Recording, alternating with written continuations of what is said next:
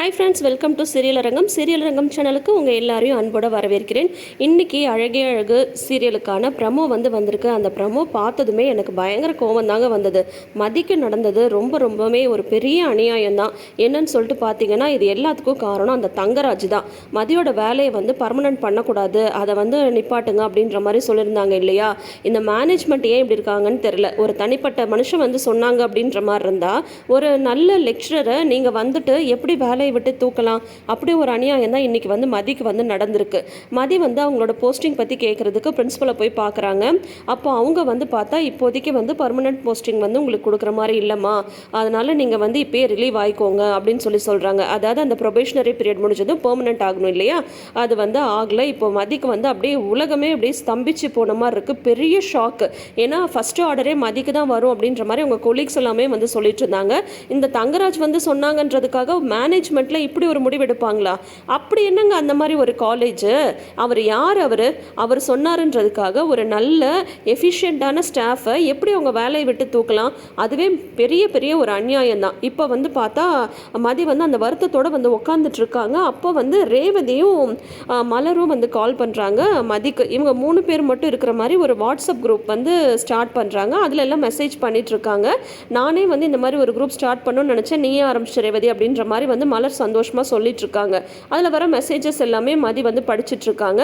அப்போ ரேவதி சொல்லிட்டு இருக்காங்க, நம்ம 2 பேரும் தான் கிச்சனில் இருக்கோம், மதி பாரு அவள் வேலைக்கு போகிறாள், அவளுக்கு ஹாப்பியாக இருப்பா அப்படின்ற மாதிரி சொல்லிட்டு இருக்காங்க ரேவதி. அதாவது அவங்க நார்மலாக சொல்கிறாங்க, அவள் ஒருத்தையாவது வேலைக்கு போய் சந்தோஷமாக இருக்காளே, நம்ம தான் கிச்சன்லேயே அடைஞ்சிருக்கோம் அப்படின்ற மாதிரி சொல்லும்போது மதி எதுவுமே ரிப்ளை பண்ணாமல் இருக்காங்க. உடனே என்ன மதி நீ மட்டும் எதுவுமே பேச மாட்டேன்ற அப்படின்னு சொல்லும் போது, இல்லை இப்போ பேசுகிற நிலையில் நான் இல்லை அப்படின்ட்டு அப்செட்டாக பேசுகிறாங்க. அதை மலர் புரிஞ்சுக்கிறாங்க. மதி ஏதோ அப்செட்டாக இருக்காங்கன்னதும் உடனே சுரேஷ்க்கு கால் பண்ணிடுறாங்க மலர். கால் பண்ணி அவள் ஏதோ அப்செட்டாக இருக்கா, நீ போய் மதியை வீட்டுக்கு கூட்டிகிட்டு வா அப்படின்னு சொல்லிட்டு மலர் சொல்ல, உடனே சுரேஷுமே போகிறாங்க. போனதுமே இவங்க விஷயத்த சொல்லிடுறாங்க போல், இந்த மாதிரி அண்ணி தான் என்னை அனுப்புனாங்க, வா நான் உன்னை வீட்டுக்கு கூட்டிகிட்டு போகிறேன் அப்படின்னு சொல்லிட்டு சொல்கிறாங்க. அது பார்த்தா உடனே சுரேஷ் வண்டியில் வரும்போது சொல்கிறாங்க, எல்லாம் சரியாயிடும், நீ ஒன்றும் கவலைப்படாத, சரியா விடு பார்த்துக்கலாம் அப்படின்ற மாதிரி சுரேஷ் சொல்கிறாங்க. சுரேஷ் சொல்கிற இந்த ஒரு வார்த்தையே மதிக்கு நிஜமாவே ஆறுதலாக இருக்குது. சீக்கிரமாக சுரேஷும் மதியும் ஒருத்தர் புரிஞ்சுக்கணும். முதல்ல இந்த சுரேஷ் தங்கராஜ் பேச்சை கேட்கக்கூடாது, இதுக்கு பின்னாடி தங்கராஜ் தான் இருக்காரு அப்படின்னு சொல்லிட்டு சுரேஷ்க்கு தெரிய வந்தால் கண்டிப்பாக அவரோட பேசுகிறதே இவர் நிப்பாட்டிடணும்.